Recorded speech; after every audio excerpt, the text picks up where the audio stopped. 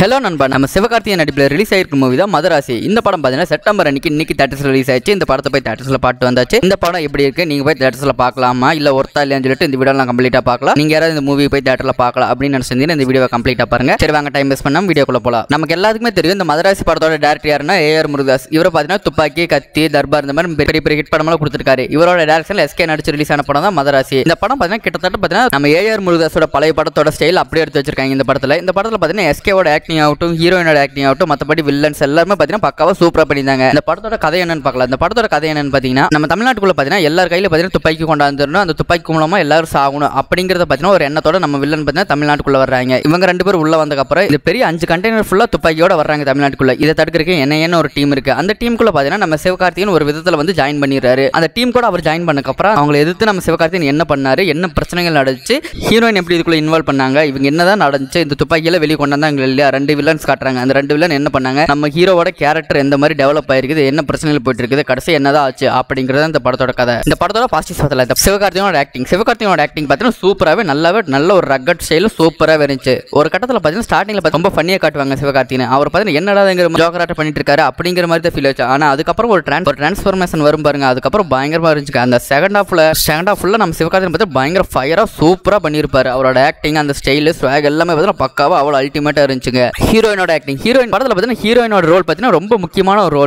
ஹீரோயினை டிபெண்ட் பண்ணி தான் நம்ம ஹீரோவோட கேரக்டர் இருக்குது. அப்படியே ஹீரோவோட கேரக்டர் டிசைன் பண்ணியிருக்காங்க. இந்த கதைக்கு பார்த்தீங்கன்னா ஹீரோயின் ரொம்ப தேவைப்படுறாங்க. அந்த மாதிரி ஒரு சூப்பராகவே கேரக்டர் அமைச்சு வச்சிருந்தாங்க, பார்க்க நல்லா வச்சு. அண்ட் இந்த படத்தோட வில்லன், நம்ம வில்லன் வர சீன் பார்த்தீங்கன்னா ஃபுல்லா ஃபைட் தான், கன் ஃபைட் தான். அந்த படத்தில் மோஸ்ட் எல்லாமே கன் ஃபைட்டே தான் இருக்கும். அந்த சீன் எல்லாம் பார்த்தீங்கன்னா பக்காவா சூப்பரா இருந்துச்சு. இந்த படத்தோட மியூசிக் எல்லாம் பார்த்தீங்கன்னா அனிருத் பிரிச்சு வெஞ்சிட்டார். அந்த மாதிரி சூப்பரா இருந்துச்சு. என்ன இந்த படம் பார்க்கும்போது எனக்கு மார்க்கோ படத்தை பிஜிஎம் போட்டு வச்ச மாதிரி கொஞ்சம் ஃபீல் ஆச்சு. மற்றபடி எல்லாம் சூப்பராகவே நல்லாவே கனெக்ட் ஆச்சு. இந்த படத்தோட மேக்கிங் எல்லாம் பார்த்தீங்கன்னா சூப்பரா இருந்துச்சு. ரொம்ப நம்ப முடியாத மாதிரி எடுத்து வைக்கல. எல்லாமே பார்த்தீங்கன்னா பிராக்டிக்கலா எந்த மாதிரி இருக்கும், எப்படி எல்லாமே பார்த்தீங்கன்னா பிராக்டிக்கலா பாசிபிளா இருக்கிற மாதிரி ஃபைட் சீக்வன்ஸ் ஆகட்டும் எல்லாமே பார்த்தீங்கன்னா ஓவரா பயங்கரமா அங்கங்க பறக்கிற மாதிரி காட்டாம ஒரு சிம்பிளா எது பாசிபிள் ஆகும், எப்படி ஃபைட் பண்ண என்ன மாதிரி இருக்கும் அப்படிங்கறத பார்த்தீங்கன்னா நல்லாவே காட்டியிருந்தாங்க. அது பார்த்தீங்கன்னா பார்க்கறதுக்கு நல்லாவே இருந்துச்சு. இன்ட்ரோல வர ஃபைட் ஆகட்டும், கிளைமேக்ஸ் ஃபைட் ஆகட்டும் எல்லாமே பார்த்தீங்கன்னா பக்காவா சூப்பரா இருந்துச்சு, நல்ல விதமாவே இருந்துச்சு. இதுதாங்க அந்த படத்தோட பாசிட்டிவ். எல்லாமே பார்த்தீங்கன்னா சூப்பரா இருந்துச்சு, நல்ல விதமா சூப்பரா இருந்துச்சு. இந்த படத்தோட நெகட்டிவ், ஃபர்ஸ்ட் ஹாஃப் பார்த்தீங்கன்னா பெருசா எதுவுமே காட்டல. ஃபர்ஸ்ட் ஹாஃப்ல பார்த்தீங்கன்னா அது எதுவுமே பெருசா காட்டிக்கல.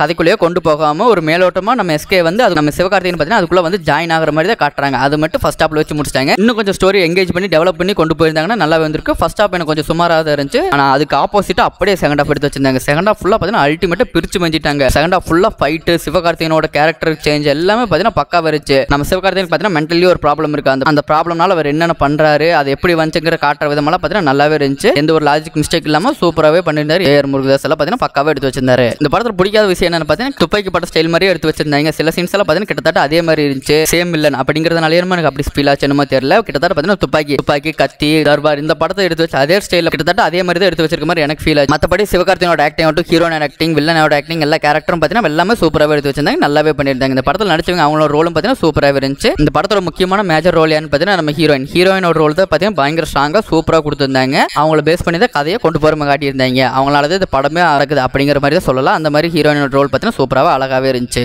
அண்ட் ஓவராலாக படம் பார்த்தீங்கன்னா சூப்பரான ஒரு படம். ஒரு நல்ல ஒரு ஆக்ஷன் ட்ரீட்டான படம் பார்க்கணும்னு நினைச்சீங்கன்னா இந்த மதராசி படத்தை செக் பண்ணி பாருங்க. இன்னைக்கு தேட்டர் ரிலீஸ் ஆயிருக்கு, சூப்பராகவே இருக்கு. நீங்க யாராவது ஃப்ரீயா இருந்தா செக் பண்ணி பாருங்க. நீங்க பயங்கரமா போட்டு மண்டையெல்லாம் போட்டு குழப்பிட்டு இருக்காதீங்க. உங்களுக்கு பிடிச்ச நல்ல ஒரு ஆக்ஷன் பேக்கான மூவி பார்க்கணும்னு நினைச்சீங்கன்னா இந்த மூவியை தாராளமாக செக் பண்ணி பாருங்க. உங்களுக்கு ஒருத்த வாட்சிங்கா இருக்கும். இந்த மாதிரி நிறைய வீடியோஸ் பார்க்க நம்ம சேனலை மறக்காம சப்ஸ்கிரைப் பண்ணி வச்சுக்கோங்க. Tata, bye by.